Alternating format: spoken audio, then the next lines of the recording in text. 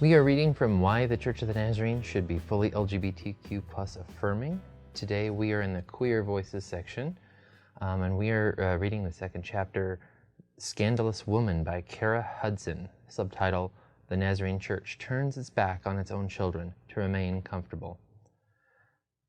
We're starting out here and it says, when you're having a hard time, smile. In 7 minutes, you will actually begin to feel happy. My beloved missionary uncle gave us this premarital advice in our only meeting before the wedding. At 21 years old, I was marrying a much older man in less than 6 months of our first date. His loving advice works for the occasional stressor, but was insufficient to help me manage this relationship. After 15 years of marriage, I found myself walking down a long hallway to the nurse's station at the psychiatric hospital. I could no longer pretend to be my wife role. When my children were not in my care, my depression was so deep that I was sleeping 22 hours a day. My concerned friend called my mother. Mom asked her to take me to the doctor, and my doctor referred me to this mental hospital. I knew my life would not ever return to normal. I wouldn't survive it, but I didn't know how to follow this forbidden, necessary path so I could survive being me. I was in shock. This is my story. My Nazarene credentials. I came into the world with strong Nazarene credentials. I was born in Central America. My parents were Nazarene missionaries. My relatives, quote unquote, were other missionaries and their families. I consider them aunts, uncles, grandparents, and cousins. We were moved to a different country every single 4-year term, with a furlough in the United States between each. That was 10 international moves by the age of 17. I still have a cartoon I drew in my youth of my missionary uncle who was in charge of missionary assignments. He was sitting at his desk in Kansas City with a chessboard of missionary roles in front of him. My family members were the chess pieces.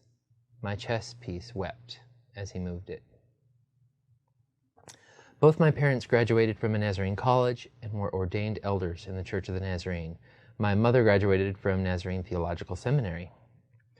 At age 5, I was saved in my Nazarene church in Central America. I said the Jesus prayer wholeheartedly on my knees again at age 7 in the Nazarene House Church in another war-torn country. I had to make sure the first time wasn't just a dream. I didn't want to accidentally go to hell. I was baptized by my dad at age 10 in the same war-torn country. I learned from the wars that life is short and people are precious. I lived each day as if it were my last, because it could be. I was entirely sanctified in a Nazarene revival in a South American country at age 11. I truly wanted God to know I was committed. I loved people with all my heart. I came to the United States and graduated from a Nazarene university with honors. I participated in Nazarene college mission trips to 3 countries, often in the role of translator. I went to Nazarene Theological Seminary, where I found myself to be a credential for unmarried future Nazarene ministers.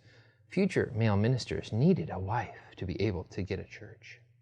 I fell into a relationship with someone who seemed as disinterested in me as I was in the meat market at the seminary. I got my MRS degree and fell into the wife role.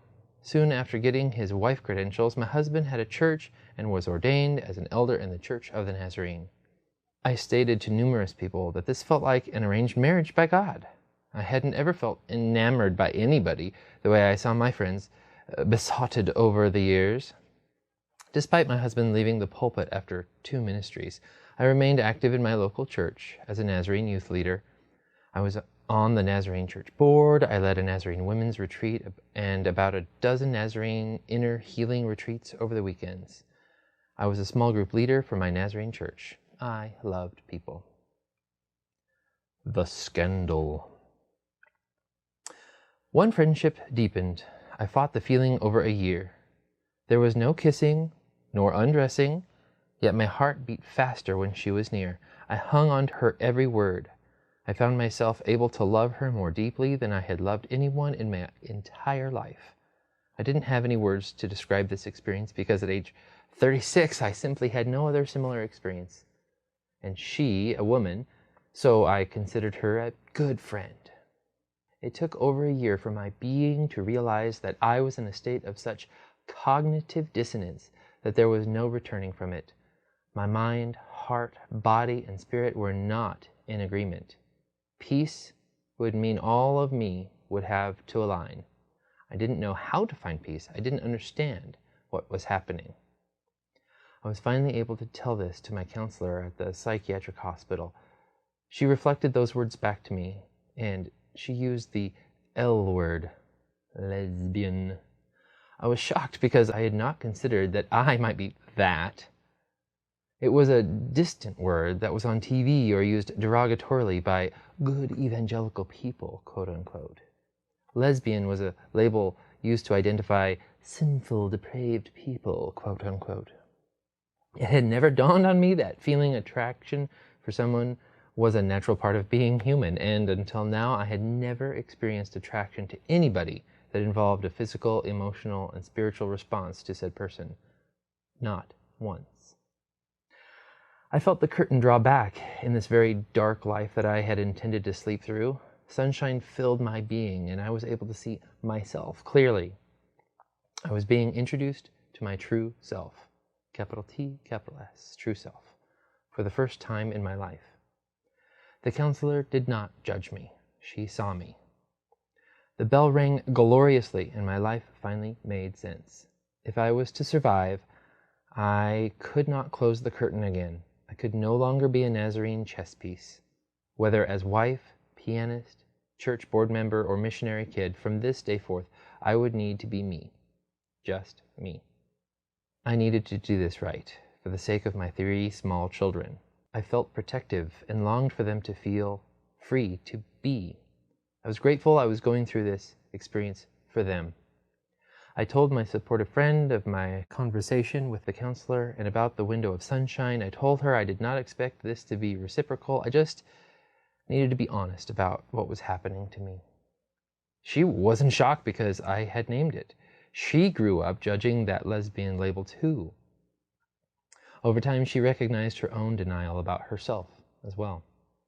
She chose to accept our relationship fully. I'm so glad.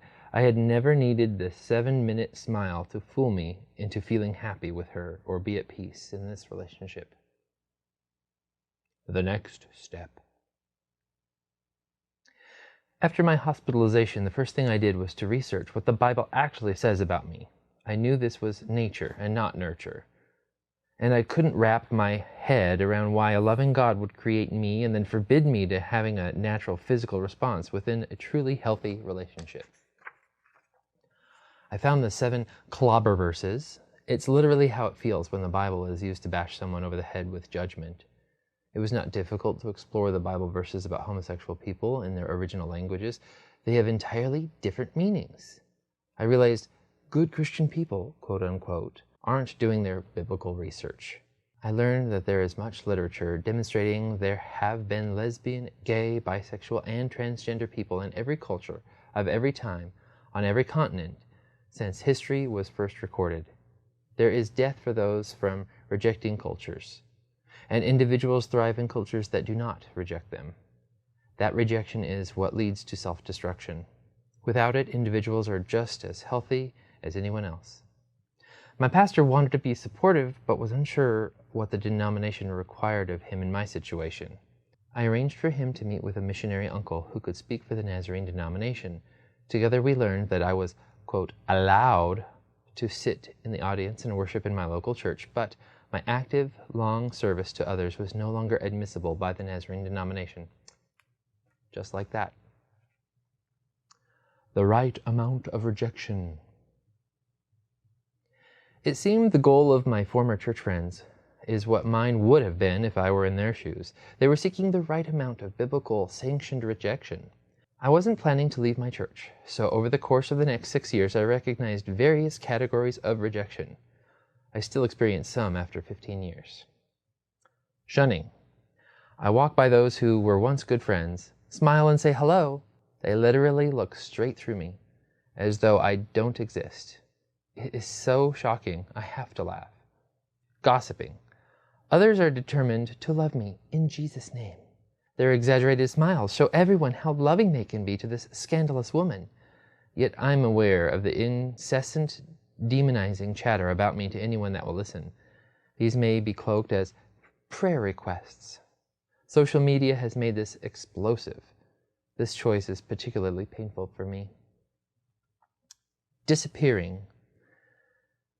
There were those who vanished so quickly it was like magic. Poof, gone. At least these folks were honest. Intervening. Less than 48 hours after being discharged from the hospital, a few of my former friends wanted to follow Matthew 18:16 and have an intervention. They never asked, "Are you okay?" or "What happened?" I was just beginning to be able to get out of my bed every day, but they wanted me to get back in line ASAP. Evangelizing. I believe in the Bible might be the start of it, but I love you anyway. So a judgmental relationship with me is evidence of their generosity? Do they not realize that I can have a very thoughtful, well-researched discussion with them about their Bible verses? I am still me, even though I am gay. When I hear this, I have to sigh. In fact, people who have rejected me have never asked me one question about my experience. I am no longer a valid human. I wear a scarlet L in Sharpie on my forehead. It is the only part of me that some good church people can see. These responses are all forms of social rejection. Research demonstrates that when people are socially rejected from their sexual orientation or gender identity, the rates of suicidality, addiction, self-harm, and high-risk behaviors are disproportionately higher, particularly when conversion therapy has been provided. I understand why. Of chess and love. The Nazarene chess game requires a performance-oriented God that judges, rejects, and sacrifices its own. The elders don't want to look up from their righteous pursuits to truly see and love their own children. The children of the church have been forsaken. They are the ones who know what love is and what it is not. Love means each person has value.